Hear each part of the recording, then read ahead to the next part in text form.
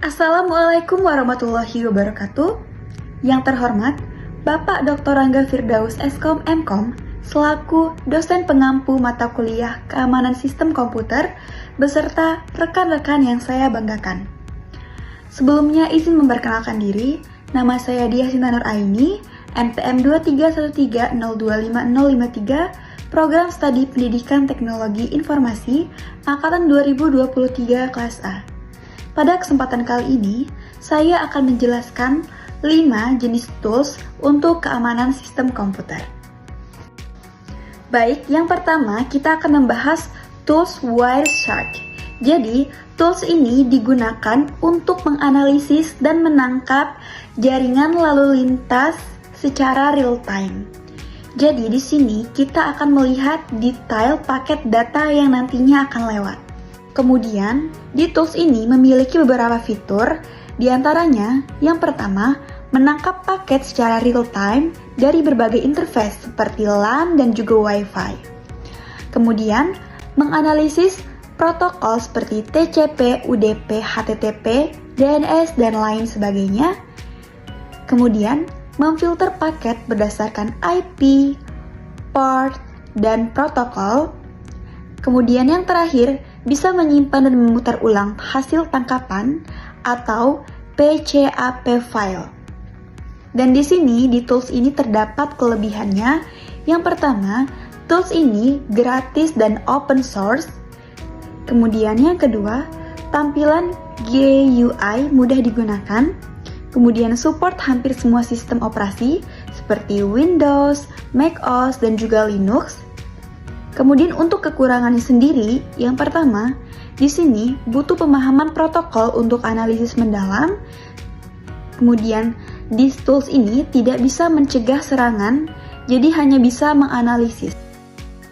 Kemudian contoh penggunaan dari tools ini, yang pertama, mendeteksi serangan man in the middle atau MITM. Kemudian yang kedua, menganalisis masalah jaringan yang lambat. Dan yang ketiga, memantau lalu lintas data pada jaringan IP tertentu. Kemudian, untuk tools yang kedua yaitu Nmap. Nmap berfungsi untuk memetakan jaringan seperti mendeteksi host, port yang terbuka, serta layanan dan versi yang berjalan. Di sini, Nmap memiliki berbagai fitur, diantaranya port scanning seperti TCP dan UDP. Yang kedua, host discovery dan host detection, scriptable interaction dengan Nmap Scripting Engine or NSA, dan yang terakhir, identifikasi firewall dan sistem IDS. Tools Nmap tentunya memiliki kelebihan dan juga kekurangan. Untuk kelebihan, diantaranya yang pertama, sangat ringan dan powerful. Kemudian yang kedua, bisa digunakan untuk audit keamanan. Dan yang ketiga, tersedia CLI dan GUI atau Zenmap. Dan untuk kekurangan tools ini, diantaranya yang pertama, dapat terdeteksi oleh IDS or IPS. Kemudian, perlu pemahaman TCP atau IP dan command line. Untuk contoh penggunaan dari tools Nmap ini, yang pertama, memindai jaringan kantor untuk mengetahui layanan yang terbuka. Kemudian yang kedua, menemukan server yang tidak aman yang berjalan di port default. Kemudian yang ketiga, menyusun peta jaringan internal perusahaan. Kemudian tools yang ketiga yaitu Metasploit Framework. Tools ini tentunya berfungsi untuk menguji celah keamanan dengan menjalankan exploit terhadap target. Digunakan oleh ethical hacker dan pentester.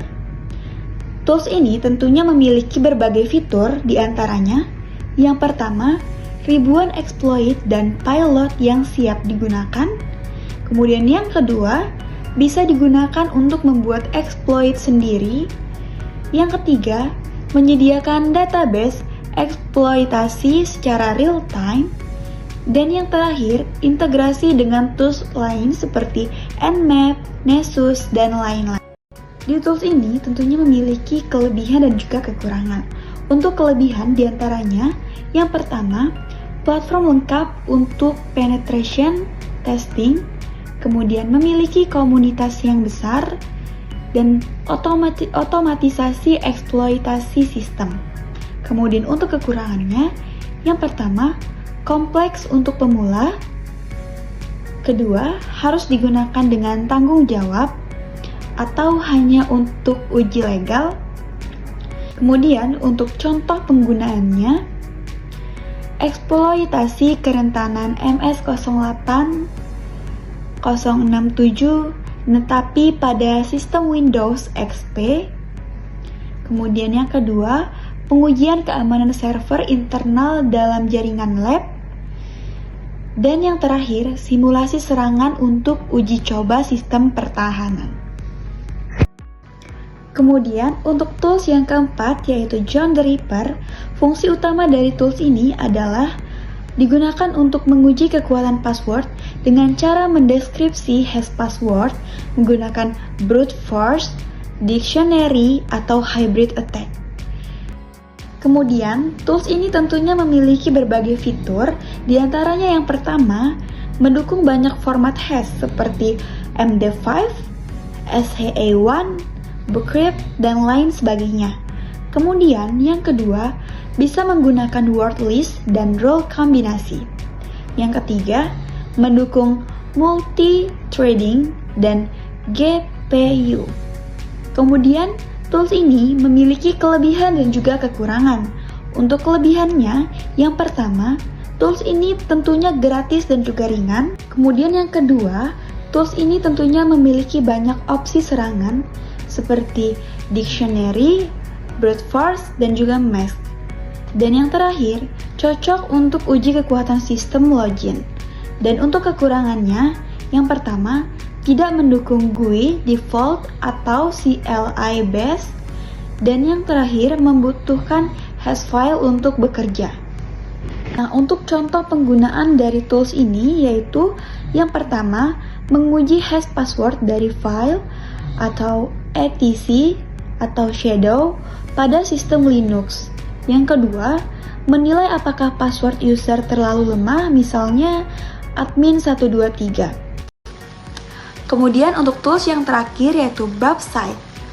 Tools ini digunakan untuk menguji keamanan aplikasi website, terutama untuk mencari celah seperti SQL injection, XSS, CSRF, dan lain sebagainya. Di tools ini tentunya memiliki berbagai fitur, diantaranya yang pertama, proxy untuk mencegah traffic antara browser dan juga server. Kemudian yang kedua, spider untuk crawl halaman website. Dan yang ketiga, scanner untuk mendeteksi celah otomatis di versi Pro. Kemudian yang keempat, repeater dan intruder untuk testing manual. Di tools ini tentunya memiliki kelebihan dan juga kekurangan. Untuk kelebihannya terdiri dari beberapa. Yang pertama, GUI sangat intuitif. Yang kedua, bisa dikombinasikan dengan browser. Dan yang ketiga, tools ini cocok untuk pengujian website modern. Dan untuk kekurangannya sendiri, yang pertama, versi Pro berbayar cukup mahal. Dan yang kedua, versi gratis tidak punya auto scanner. Dan untuk contoh penggunaan dari tools ini, yang pertama, mencegat request login dan menguji brute force.